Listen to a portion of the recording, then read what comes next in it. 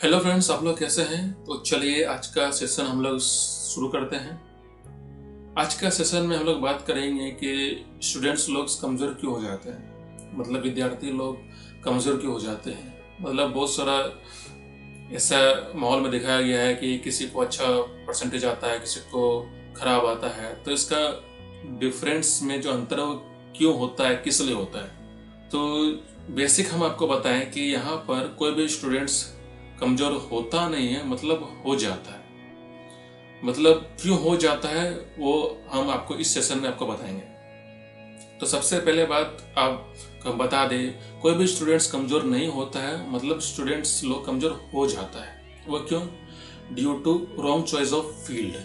मतलब वे लोग क्या करते हैं कि रॉन्ग सब्जेक्ट चूज कर लेते हैं, या फिर आप ये बोल सकते हैं कि रॉन्ग फील्ड में वो चले जाते हैं। जैसे कि मान लीजिए अगर कोई इंसान या कोई स्टूडेंट्स, किसी को साइंस पसंद है लेकिन साइंस को छोड़कर उसने कॉमर्स चूज किया, या फिर किसी को कॉमर्स पसंद हो लेकिन वो कॉमर्स को छोड़कर वो आर्ट्स चूज कर लिया, तो ये डिफरेंस जो होता है इसके हिसाब से वो कमज़ोर हो जाते हैं। तो सबसे पहले आपको यहीं पर आप जो पहला जो स्टेप होता है, आपको इसी पर गौर करना है कि आपके लिए कौन सा सब्जेक्ट बेहतर होगा।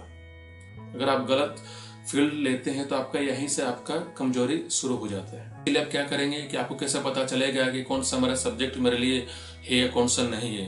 तो हम कैसे डिसाइड करेंगे कि हम कौन सा पार्ट या कौन सा सब्जेक्ट के लिए हम बने हैं या कौन सा सब्जेक्ट के लिए हम नहीं बने हैं। तो इसके लिए आपको थोड़ा बेसिक आपको ध्यान देना पड़ेगा। तो पहला ध्यान आपको यह देना पड़ेगा कि आपको सबसे पहले आपको समझना होगा कि आपको कौन सा सब्जेक्ट आपको ज़्यादा अच्छा लगता है as compared to other subject. जैसे कि फॉर एग्जांपल मान लीजिए आपको फिजिक्स अच्छा लगता है कि नहीं, या आपको बायोलॉजी अच्छा लगता है कि नहीं, आपको केमिस्ट्री अच्छा लगता है कि नहीं। तो आप पहले आप खुद से ही रिसर्च कीजिए। जब तक आप रिसर्च नहीं करेंगे तब तक आपको पता नहीं चलेगा कौन सा सब्जेक्ट मेरे लिए बेटर है। जैसे कि फॉर एग्जांपल आप कभी आप साइंस पढ़िए, कभी आप कॉमर्स पढ़िए, कभी आप आर्ट्स पढ़िए, फिर आप तीनों जो फील्ड है उसको आप कंपेयर कीजिए कि ये तीन फील्ड में आपको कौन सा ज़्यादा अच्छा समझ में आया है।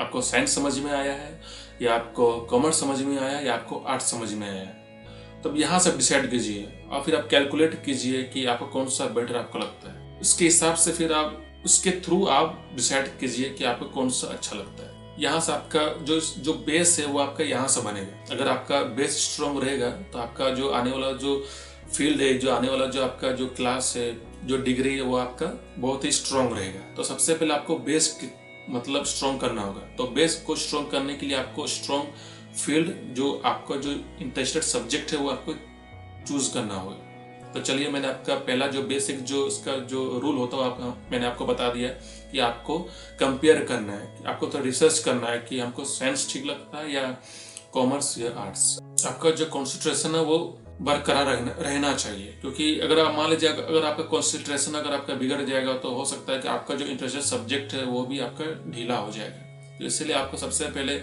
मतलब कॉन्सेंट्रेशन भी बनाना, आपको मतलब कंटिन्यूसली आपको बनाकर रखना होगा। तो आप इसके लिए आप क्या करेंगे कॉन्सेंट्रेशन को बढ़ाने के लिए, कि आप क्या करें,